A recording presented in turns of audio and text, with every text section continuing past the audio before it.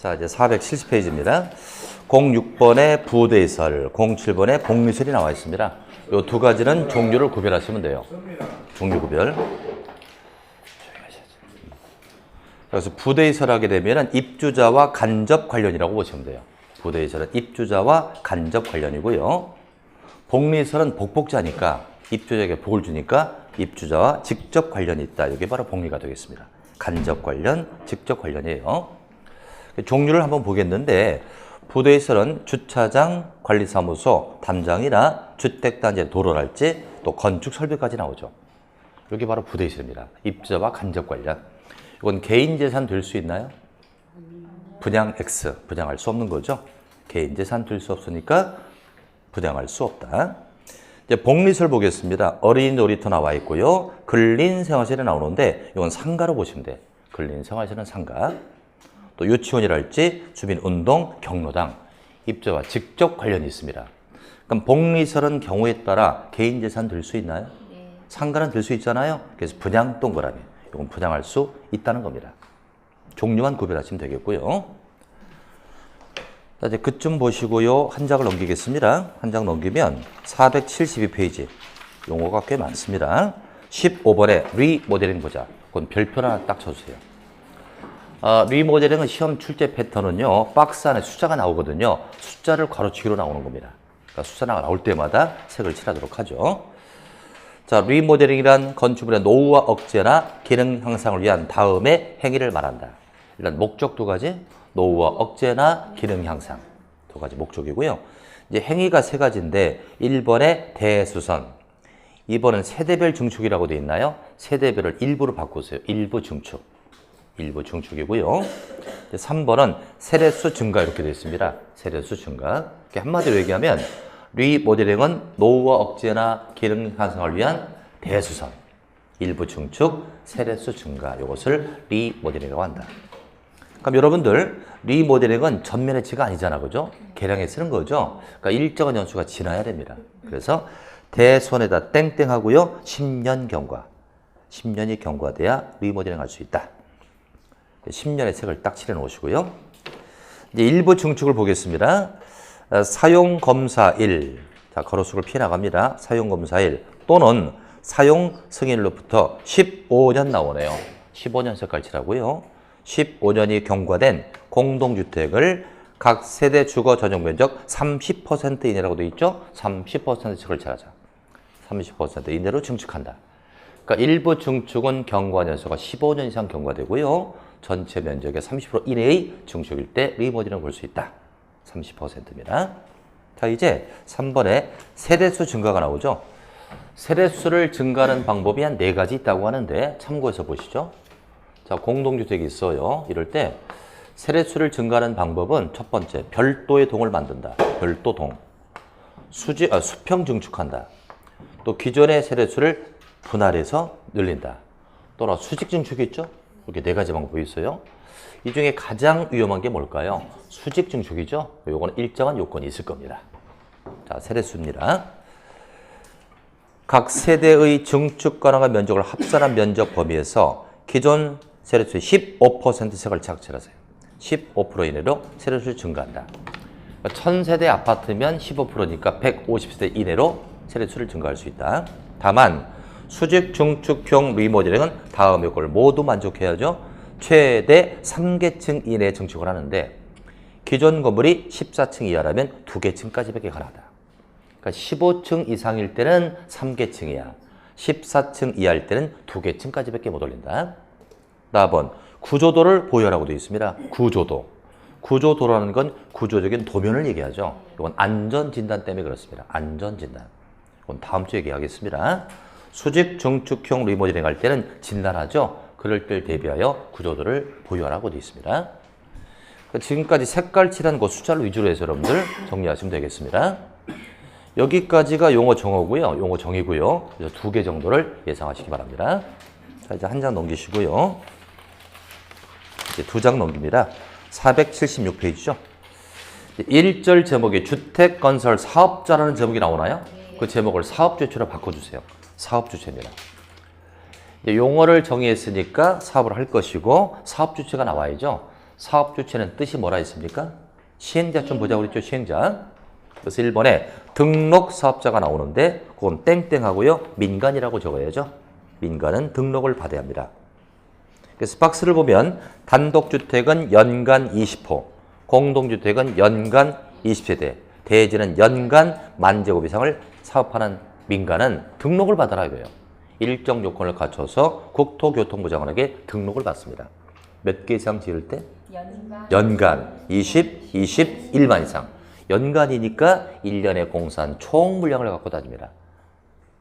3월 달에 10개, 5월 달에 15개 졌으면 20개 이상이니까 그런 민간인자는 등록을 받으라는 얘기죠. 자, 그래서 괄호 2번에 등록 기준을 잠깐 봅니다. 박스에 작은 볼까요? 법인은 자본금 3억 이상 있어야 되고요. 개인은 평가 6억 이상. 이러한 자만이 등록 사업자가 될 수 있다는 겁니다. 자, 한 장 넘겨주시고요. 이제 478페이지 보면 02번에 비등록 사업자가 나오죠. 이건 등록받을 필요가 없다는 거니까 땡땡 하고요. 국가 등이라고 볼 수 있죠. 국가 등은 등록받을 필요가 없습니다. 그래서 박스에 6개 나와 있어요. 국가나 지자체, LH공사, 지방공사, 4번에 공익법인까지 나옵니다. 여기까지는 순순히 공공임을 할 수 있다고요. 근데 5번과 6번을 묶어보자. 5번에 주택조합도 민간이고요. 6번에 근로자를 고용하는 자 회사 사장입니다. 얘도 민간이에요. 근데 민간임에도 왜 비등록사업자일까? 괄호 속을 보시죠. 괄호 속에 얘네들이 등록사업자와 공동을 하는 경우에 해당된다고 되어 있죠. 그러니까 주택조합이나 고용자는 민간임에도 불구하고 등록사업자와 공동으로 했다면 또다시 등록할 필요가 없다는 거예요. 그래서 비등록사업자 이렇게 얘기합니다. 자, 이제 오른쪽 페이지로 가서 맨 위에 공동사업주체가 나오죠. 자, 3가지가 있어요. 토지 소유자, 주택조합, 고용자는 누구랑 공동으로 한다? 등록사업자와 공동으로 합니다. 이 중에 1번과 2번을 묶어서 임의, 이건 임의입니다. 그러니까 토지 소유자나 등록사업자는 공동으로 시행할 수 있다, 할 수 있다로 끝나고요. 주택조합도 등록사업자와 공동으로 하야 한다예요, 할 수 있다예요? 할 수 있다로 끝이 납니다. 확인해 주세요. 할 수 있다고 되어 있죠? 근데 여기서 말이죠. 주택조합인데요. 주택조합인데 괄호 속을 좀 보시죠. 세례수를 증가하지 않는 리모델링 조합은 제외라고 되어 있네요. 주택조합에는 리모델링 조합이 있습니다. 세례수를 증가하지 않는 리모델링 조합은 경미한 거예요? 중대한 거예요? 세례수가 늘어나지 않았대요. 경미한 거죠? 이때는 공동을 할 수 없다는 거예요. 이건 경미하니까 시공자 불러다 시키지 공동을 할 필요 없다. 공동이 안 된다는 얘기죠. 자, 이제 3번째. 고용자가 근로자 주택을 건설할 때는 등록사업자와 공동으로 사업을 시행하여야 한다고 되어 있네요. 이건 의무입니다. 1, 2번은 의무인데 3번은 의무입니다. 왜 고용자는 의무적 공동일까요?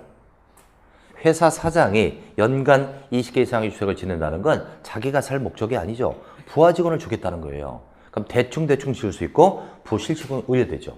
그러니 국토부 장관에게 등록한 등록사업자와 공동을 함으로써 부실직원을 막자는 겁니다. 자, 이제 정리하자. 사업 주체는 크게 3가지로 나눠진다. 국가를 뭐라고 했다? 비등록사업자. 민간을요? 등록사업자. 몇 개 이상 지을 때? 연간 20, 21만. 공동사업 주체는 3가지가 있죠? 토지 소유자, 주택조합, 고용자. 그런데 토지 소유자나 주택조합은 임의적 공동, 고용자는 의무적 공동. 셋 다 누구랑 공동으로 한다? 등록사업자 한다. 이렇게 하면 끝나요. 여기서도 문제가 빈번히 나옵니다. 이렇게 나와요. LH공사가 주택을 지을 때 국토부 장관에게 등록해야 한다. 이렇게 나와요. 맞습니까? 틀리죠? LH는 비등록이니까 등록 필요가 없습니다. 자, 그 정도 해두시고요. 이제 03번에 주택조합에다가 별표 하나 딱 쳐주십시오. 주택조합은 매년 출제가 됩니다. 조합이라고 하는 것은 뜻을 같이 한 자가 모인 게 조합이에요. 그러니까 주택을 지찰하고 함께 모인 자가 주택조합입니다. 그럼 주택조합은 3가지로 나눠진다. 지역주택조합, 직장주택조합, 리모델링 주택조합 딱 3가지. 요 3가지를 주택조합이라고 한다. 지역, 직장, 리모델링. 지역조합은 같은 권역별 지역에 거주하는 자고요. 직장조합은 같은 직장에 근무하는 자죠. 그 자가 주택을 마련하기 위해서 설립했습니다. 그러니까 주택을 마련하는 거니까 주택을 지어서 공급하는 거죠. 주택을 공급하는 조합이에요. 또 얘네들은 주택을 받기 위해서 설립이 되었으니까 원칙은 무주택자가 조합원이에요. 무주택자가 조합원인데 경우에 따라서는 85제곱, 85제곱을 한 채 가진 자도 예외적 조합원 될 수가 있고요. 그럼 얘네들은 주택을 마련하기 위해 설립했으니까 동지끼리 모였다. 뜻을 같이 했다는 얘기죠. 그러니 조합을 만들 때 동의를 받을 필요가 없는 거예요. 뜻을 같이 했으니까 동의를 요하지 않는다. 그러나 리모델링은 기존 주택을 리모델링하는 거죠. 이것은 주택을 공급하는 게 아니잖아요. 주택을 짓는 게 아니고요. 이것은 따라서 기주택자, 기주택 소유자가 주택을 리모델링하는 겁니다. 그럼 리모델링 할 때는 항상 반대하는 자가 있어요. 이건 동지가 아니다. 동지가 아니기 때문에 조합 만들 때 동의를 받아야 돼요. 이걸 결의라고 한다. 조합 만들 때 동의를 결의라고 합니다. 주택조합 중에서 결의를 요하는 건 리모델링. 또 하나, 리모델링 조합은 전체를 다 할 수도 있지만 한 개동을 할 수도 있거든요. 이건 부분이 가능하다. 부분적으로 할 수도 있다는 겁니다. 자, 또 하나, 주택 중에서 국민주택이 가장 혜택을 받는다고 그랬죠? 그럼 이 세 개 조합 중에서 국민주택의 우선권을 가는 건 직장조합이에요. 이것은 국민주택의 우선권이 있다. 국민주택의 우선권이 있다는 거죠. 이렇게 일단 가름해 놓고요. 자세히 책으로 좀 보겠습니다. 자, 주택조합도 분량이 꽤 많으니까요. 시험에 나올 것을 뽑아내 보겠습니다. 자, 우선 괄호 2번으로 갑니다. 주택조합의 종류가 나오죠. 자, 지역주택조합을 보면 다음에 구분에 따른 지역에 거주하는 주민이 주택을 마련하기 위해 설립했으니까 무주택자가 원칙이에요.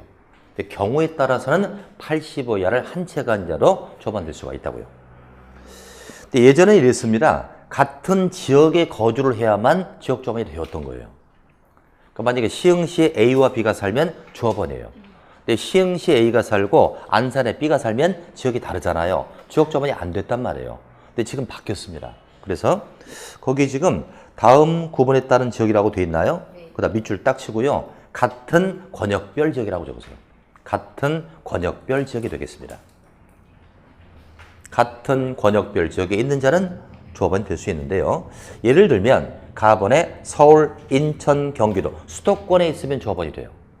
서울에 A가 살고 시흥에 B가 살고 인천에 D가 살면 이 조합원이 될 수 있는 거예요.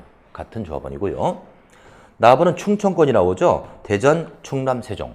이와 같이 같은 지역이 아니라 할지라도 권역별 지역일 때 지역조합원 될 수 있다. 두 번째, 직장조합으로 갑니다. 같은 직장의 근로자가 주택을 마련하게 설립한 조합. 같은 직장이고요. 리모델링은 공동주택 소유자가 주택을 리모델링하게 설립한 조합이라고 되어 있죠. 그럼 물어보겠습니다. 단독주택도 리모델링 할 수 있다 없다? 단독주택, 리모델링. 할 수 있죠. 근데 조합을 만들 필요는 없잖아요. 혼자니까. 그래서 리모델링 조합은 무슨 소유자? 공동주택 소유자예요. 단독주택은 X가 되죠. 단독주택 소유자는 조합을 만들 필요가 없습니다. 시공자 불러다 시키면 되겠죠. 자, 넘겨주시고요. 이제 조합의 설립 보겠습니다. 설립 인가부터 볼까요?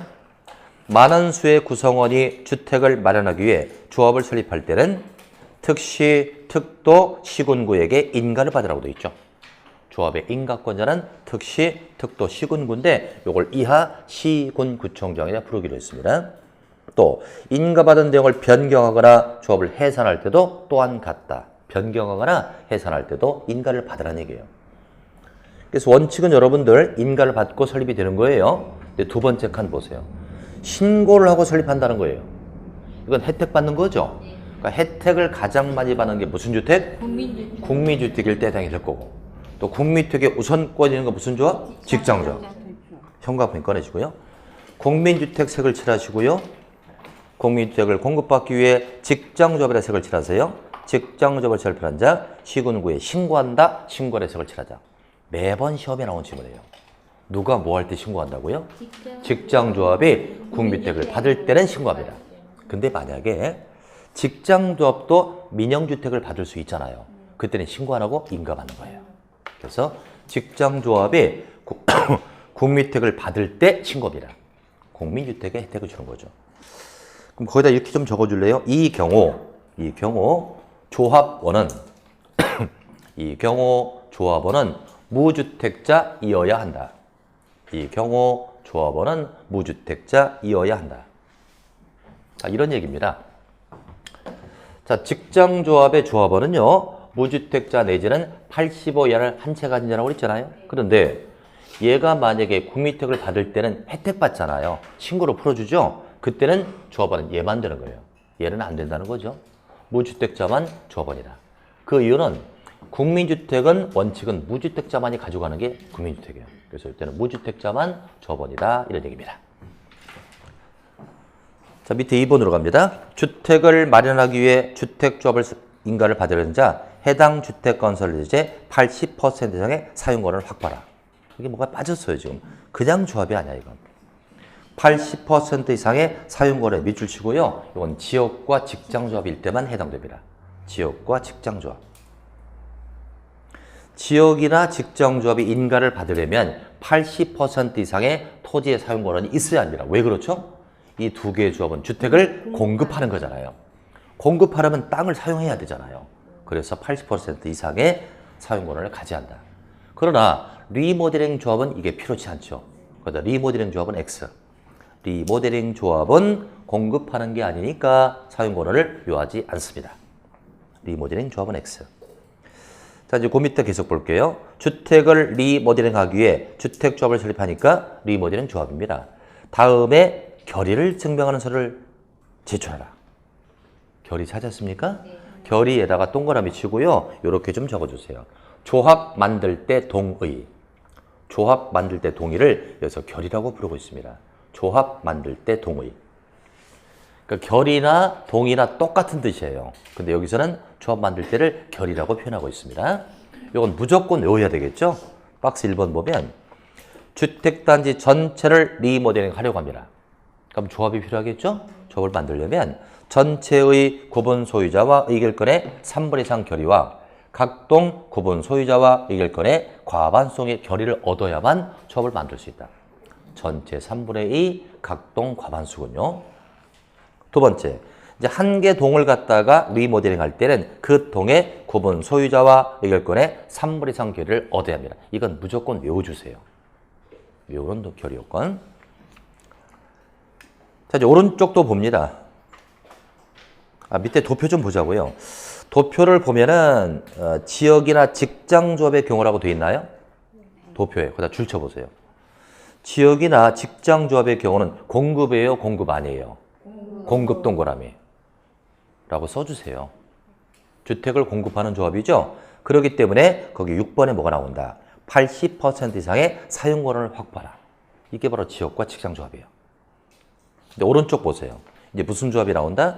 리모델링 조합은 2번에 결의가 나오고요. 결의 나오죠? 아까 했던 거. 그리고 4번에 경과연수가 나와요.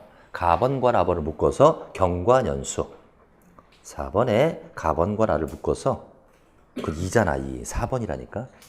동그라미 4번에 가와 나가 있잖아요. 묶어서 경과연수. 요거 아까 했던 거 아니에요?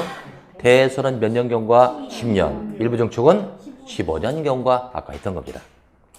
그렇게 이해하시면 됩니다. 도표로 해서 깔끔하게는 해놨는데 강의하기는 어렵게 해놨네. 그죠? 보기가 좀 찾기가 힘드네요. 자, 됐고요. 한 장을 넘겨주시고요. 자, 이제 한 장 넘기면 또 중요한 거 골라볼게요. 중간에 5번이 있습니다. 5번에 1번이 나오죠. 손해배상 책임이 있는데 한 4줄 나오네요. 속으로 한번 읽어보시죠.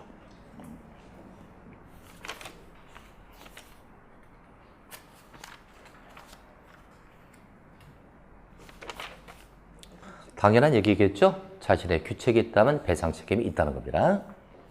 자, 이제 오른쪽으로 오십시오. 오른쪽 페이지 괄호 4번이죠. 주택조합의 조합원을 보겠습니다. 주택조합은 주택건설 예정 세대수의 50% 이상의 조합원으로 구성합니다. 그러니까 예정 세대수가 800세대면 400명 이상으로 구성을 하고요. 또 20명 이상이 되어야 돼요. 최소 인원은 20명 이상이 돼야 됩니다. 괄호 속에 뭐라고 되어 있습니까? 첫 줄. 리모델링 조합은 제로라고 되어 있죠? 그러니까 리모델링 조합은 50% 이상이 안 돼도 된다. 왜? 부분이 가능하잖아요. 부분이 가능하니까 50% 이상이 되지 않아도 좋습니다. 자, 2번으로 갑니다. 조합원의 모집이 나오죠. 자, 물음들이죠. 조합은 인가를 받고 모집할까요? 모집하고 나서 인가 받을까요? 모집을 하고 인가 받아야 되겠죠? 그럼 모집은 이제 어떻게 하느냐? 자, 둘째 줄 봅니다. 시군구청장에게 신고를 하고 공개 모집으로 조합원을 모집합니다. 신고하고 공개 모집으로 모집한다.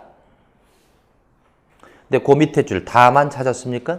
다만 공개 모집 이후에 조합원의 사망, 자격 상실, 탈퇴 등으로 결혼을 충원하거나 미달된 조합원을 재모집할 때는 빨리 모집해야 되니까 신고 안 하고 선착순으로 할 수 있다. 빨리 모집해야 인가를 받거든요. 그런 얘기입니다. 자, 넘겨주시고요.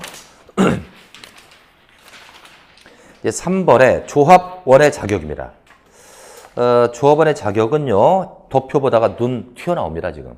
눈 튀어나오니까, 요렇게. 자, 지역조합원에 있으니까 지역조합에 이렇게 적으세요.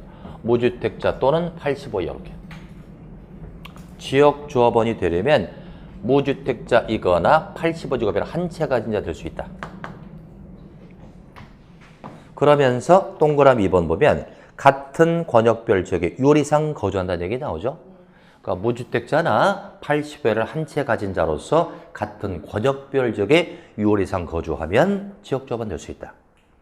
이제 직장조합도 마찬가지 이렇게 써주세요. 직장조합도 무주택자이거나 85직업이나 한 채 가진 자 이렇게 적어주시고 그렇게 적으면 이 책을 안 봐도 된다는 얘기죠.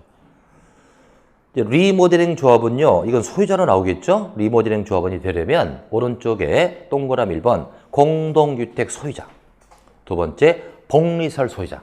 그러니까 상가를 리모델링 할 때는 상가 주인도 리모델링 조합원 될 수 있다는 거죠. 이건 소유자로 돼 있잖아, 그죠? 그렇게 정리를 해주시면 돼요. 자, 이제 4번으로 갑니다. 4번의 원칙부터 봅니다. 지역이나 직장조합은 설립 인가를 받은 후에는 해당 조합원을 교체하거나 신규로 가입하게 할 수 없어. 언제 이후에? 조합이 인가를 받고 나서는 신규 교체 가입이 안 된다는 거예요. 근데 문제는 예외가 있잖아, 예외. 신규 교체 가입할 수 있다는 얘기죠. 또 박스네. 조합원의 수가 예정 세대수를 초과하지 않은 범위에서 시군구청 여러분들 조합원의 추가 모집 승인을 얻었다. 추가 모집 승인의 몇 줄? 더 모집해도 좋다라고 추가 모집 승인해줬다면 신규 교체 가입할 수 있고요. 두 번째는 충원이 가능한 경우라고 되어 있죠. 다음에 해당 단서로 결혼이 발생한 범위 충원한다. 결혼 충원의 몇 줄? 결혼 충원의 사유가 박스에 가나 다라 마로 되어 있습니다. 자, 형광펜 꺼내시고 첫 번째 조합원이 사망했다. 사망의 책을 칠하자. 사망했으면 그로 인해 결혼 충원할 수 있다. 두 번째 사업계획 승인 이후에 자, 괄호축을 빠져나가세요. 사업계획 승인 이후에 입주로 선정된 지위가 양도, 증여, 판결로 변경됐다. 변경의 색을 칠하자. 사업계획 승인 이후에 입주로 선정된 지위가 양도나 증여나 판결로 변경됐다면 결혼 충원할 수 있다. 다만 전매의 행위 제한 규정을 받는 전매가 금지되는 경우는 제외한다. 전매가 금지된다는 건 투기 지역이에요. 전매는 되파는 건데 이게 금지된다면 투기 지역이죠. 따라서 투기 지역에서는 결혼 충원할 수 없다는 얘기입니다. 다음 조합원의 탈퇴 등으로 예정 세대수의 50% 미만이 되었다. 탈퇴의 색을 딱 칠하자. 그때는 결혼 충원할 수 있다. 네 번째 조합원이 무자격조합 판명의 자격을 상실했다. 상실 색깔 칠하자. 결혼 충원 사유고요. 마번에 사업계획 승인 과정에서 예정 세대수가 변경됐다. 변경색을 칠하시고요. 그래서 변경된 세대수의 50% 미만이 되었다는 거죠. 자, 이제 정리하면 조합원 원칙은 인가를 받고 나서는 신규 교체가입이 안 된다. 되는 경우 두 가지. 하나는 시장 군수구청장으로부터 추가 모집 승인을 받았고요. 또 하나는 결혼 충원입니다. 결혼처는 네 가지로 압축할 수 있다. 사망, 변경, 탈퇴, 상실. 딱 네 가지. 사망, 변경, 탈퇴, 상실. 요럴 때 결혼청을 할 수 있습니다. 자, 그 정도만 봐주시고요. 조합에 한 장 또 넘겨보시죠. 맨 위 5번 좀 보겠습니다. 우선 공급이 나오죠. 주택조합은 구성원을 위하여 건설하는 주택을 조합원에게 우선 공급할 수 있다. 근데 괄호 속에 또 뭐가 나와요? 리모델링 조합은 제외되죠. 왜 이런 말이 나와 있죠? 리모델링 조합은 공급이 아니니까 공급에서 제외가 되고요. 계속해서 또 봅니다.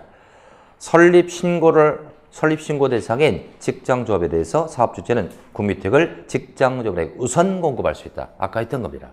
국민주택에 우선권이 있는 건 무슨 조합이다? 직장조합이라는 얘기죠. 자, 이제 오른쪽으로 갑니다. 오른쪽 맨 밑에 바로 8번이죠. 주택조합이 설립인가를 받았습니다. 그럼 2년 안에 사업계획서를 신청해야죠. 사업계획 승인이 뭐라고 그랬습니까, 여러분들? 허가받는 거라고 그랬죠? 조합이 결성되고 나면 2년 안에 사업계획서를 신청하도록 되어 있다. 여기까지가 조합이에요. 내용이 꽤 많잖아요. 그 체크하는 것만 정리하시면 됩니다. 자, 이제 한 장 넘겨보자. 책의 순서가 또 좀 잘못됐습니다. 자, 일단 공부를 이렇게 했어요. 용어 정의 좀 해봤고요. 사업주체를 결성했죠? 그럼 사업주체가 집을 지려면 돈이 있어야 되잖아. 돈부터 하고 허가를 받아야 될 거 아니에요? 순서를 좀 바꾸겠습니다. 507페이지로 잠깐 와보세요. 507페이지 이거 먼저 하겠습니다. 자, 507페이지를 딱 보니까요. 제5절에 주택 자금이 나와 있죠? 요걸 제목을 주택 건설 자금으로 바꿔주자. 주택 건설 자금입니다. 그러니까 사업 주체가 결정됐으니까 건설 자금이 필요합니다. 몇 개가 나오는데 가장 중요한 게 01번이에요. 주택 상환 자체 빨간 펜 밑줄 딱 쳐놓고. 자, 주택 상환 자체는 무슨 뜻일까요? 제가 사업 주체입니다. 집을 져야 되겠는데 돈이 없는 거예요. 개인이 발행한 걸 사채라고 그러잖아요. 제가 사채를 마구 발행해요. 그럼 여러분들이 제 사채를 매입하겠죠. 매입된 현금이 제가 확보되죠. 그 돈을 가지고 집을 져요. 집을 다진 다음에 사채권자는 여러분들에게 돈으로 갚지 않습니다. 뭐로 갚는다? 다 지은 주택으로 갚겠다 이거죠. 이게 바로 주택 상환 사채. 그러니까 이걸 발행할 수 있는 자는 돈 없이도 집을 질 수 있는 아주 좋은 혜택을 받는 겁니다. 그래서 발행자가 중요하다. 자, 내용 봅니다. 발행자는 둘로 끊어지죠. LH공사와 등록사업자입니다. 그자가 발행합니다. 그 중에서 민간이 누굽니까? 등록사업자는 제한 좀 받을 거예요. 2번으로 갑니다. 등록사업자는 자본금, 평가액, 인력 등의 다음 기준을 만족하고 금융기관의 보증을 받았을 때만 발행할 수 있으니 등록사업자 밑에다 제한적 발행, 극히 제한을 받고 있습니다. 제한적 발행. 누구일 때? 등록사업자. 그럼 어떤 요건이 있느냐? 박스로 들어갈까요? 발행 기준, 법인으로서 자본금이 5억 원 이상일 때 가능하다. 그러니까 개인인 등록사업자는 사채를 발행할 수 없다는 얘기입니다. 법인이면서 자본금 5억 이상. 두 번째, 건설업에 등록을 했어야 합니다. 건설할 수 있는 건설업 등록을 하라. 또 최근 3년간 연평균 실적이 300호 이상은 돼야 사채 발행할 수 있다. 이 박스 밑에 발행 규모죠. 등록사업자가 발행할 수 있는 주택 상환사채 규모는 최근 3년간 연평균 주택건설 호수 이내로 한다. 그러니까 만약에 3년간 연평균 400개를 졌다면 사채로 발행할 수 있는 주택의 호수는 400개 이하라 이거예요. 자, 이제 3번으로 갑니다. 주택 상환사채를 발행하는 자 사채 발행계획을 수립하여 국토부 장관의 승인을 받는다. 국토부에다 밑줄. 이걸 제가 예전에 사채 발행계획을 작성하여 기획재정부 장관의 승인을 받는다. 그러니까 대충 속도라고요. 왜 속나 물어봤더니 사채나 채권은 경제 쪽이잖아요. 그러니까 기획재정부 하니까 잘못된 생각할 수 있는데 아닙니다. 국토부 장관의 승인. 이건 주택이잖아요. 주택으로 갚겠다는 주택이니까 주무부처 국토부 장관의 승인을 받는다. 자, 이제 4번에 발행 방법 1번 봅니다. 주택 상환사채는 기명증권으로 합니다. 기명증권은 이름을 기재하는 거죠. 따라서 원칙은 양도 X. 원칙 양도 X. 기명증권이니까 원칙 땡땡 양도 X. 원칙은 양도가 안 될 겁니다. 두 두 번째, 주택 상환사채는 액면 또는 할인의 방법으로 발행합니다. 액면 발행은 액면가 그대로 발행하는 거고요. 할인 방법은요. 사채를 상환할 때까지 기간이 있잖아요. 기간 동안 이자가 있겠죠? 이자율을 공제하고 발행하는 게 할인 방법입니다. 이자율을 공제하고 발행. 그러니까 이자율을 공제하고 발행하니까 액면가보다 낮게 책정이 되겠죠? 이게 할인 방법입니다. 자, 넘겨주시고요. 괄호 6번에 1번 보겠습니다. 주택 상환사채를 발행하는 자 발행 조건에 따라 주택을 건설하여 사채권자에게 상환해야 합니다. 주택으로 주는 거예요. 그래서 주택 상환사채인데 다만 사채를 상환할 때 사채권자가 원한다면 원리금을 현금으로 상환할 수도 있습니다. 원한다면 현금으로 줄 수도 있다는 겁니다. 자, 이번 상환기간이 나와요. 사채의 상환기간은 3년을 초과할 수 없다. 3년이면 충분히 집을 지을 수 있는 기간이라는 거죠. 3년을 초과할 수 없다. 이제 3번으로 갑니다. 주택 상환사채는 양도하거나 중도예약할 수 없는 게 원칙이죠. 아까 기명이라 양도 안 됐었죠. 중도예약도 원칙은 금지예요. 원칙은 금지니까 예외가 있을 수 있다는 얘기 아니에요? 뭐 해외로 간다든지 할 때는 양도할 수 있을 겁니다. 자, 그럼 이때 다만 해외 이주 등의 부득이한 사유가 있다면 다음의 경우는 예외로 하죠. 그때는 명의 변경할 수 있다는 얘기 아니에요?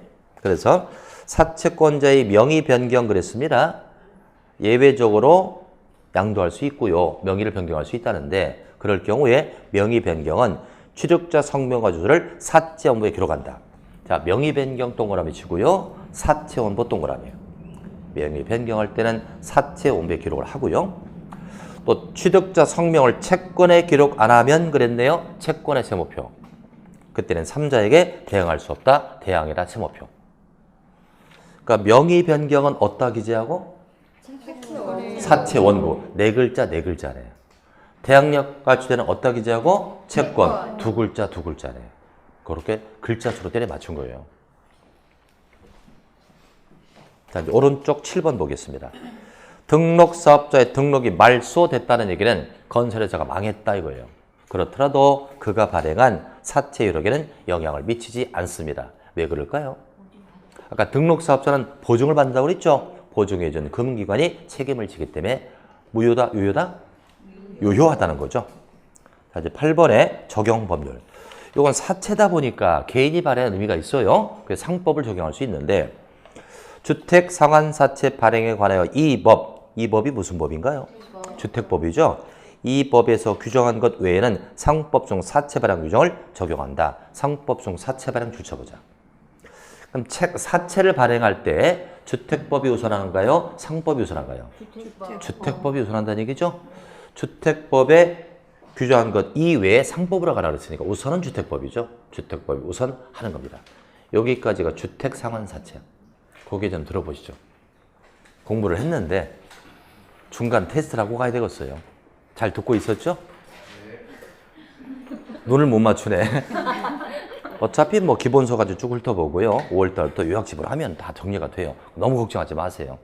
자, 지금 배운 게 무슨 사채라고요? 주택 상환사채. 뭘로 갚는다고요? 주택으로 갚는 거죠? 누가 발행한다? 발행자 둘. LH와 등록사업자. 등록사업자는 일정 요건이 있어야 되고 보증을 받아야 되죠? 사채 상환 기간은 몇 년? 3년을 초과할 수 없다. 그죠? 발행의 방법 얘기해 보세요. 기명이에요? 무기명이에요? 기명. 따라서 양도할 수 없죠? 근데 해외로 이주할 때는 양도할 수 있다고요. 양도할 때 명의를 변경하잖아요. 어디다 기재한다? 사채 원부. 대항력과 주려면 채권에 기록한다. 또 사채 발행에 대한 적용 법률. 무슨 법 우선? 주택법이 우선하고 없으면 상법으로 가라는 것입니다. 좋습니다. 자, 이제 두 번째 자금 볼게요. 02번에 국민주택사업 특별회계 이것도 주택자금이 되는 겁니다. 이건 중요하지 않아요. 그래서 지자체라 믿지 마세요. 지자체가 설치 운영한다는 것이죠. 자, 이제 또 하나의 자금이 있습니다. 한 장 넘겨주시고요. 03번에 입주자 저축이 있잖아요. 예전에 많이 들었던 거 아니에요? 청약저축이라든지 청약부금이라든지 청약예금 있잖아요. 청약저축을 그 전에 한 200~300만 원을 집어넣으면 몇 년 지나면 1순위가 되잖아요. 그럼 그 돈을 가지고 주택자금으로 쓰겠다는 거예요. 지금 이렇게 됐다고 해요. 청약저축, 청약예금, 청약부금이 하나의 통장으로 일원화됐다고 해요. 거기에 지금 무슨 통장이다? 어디 나와 있나요? 바로 2번에 나오네. 주택, 청약, 종합저축을 말한다고 돼 있죠? 요거 하나로 일원화되어 있다고 합니다. 그럼 지금까지 이제 공부한 걸 연결해 볼까요? 사업 주체가 결정됐고 자금이 확보됐죠? 자금 확보됐으니까 뭐 해야 되지? 허가를 받아야 되잖아요. 그 허가를 뭐라고 한다? 사업계획 승인이라고 하죠? 교재를 488 딱 펴놓으세요. 이제 승인을 받아야만 사업할 수 있잖아요. 488 딱 펴놓고요. 조금 쉬었다 하겠습니다.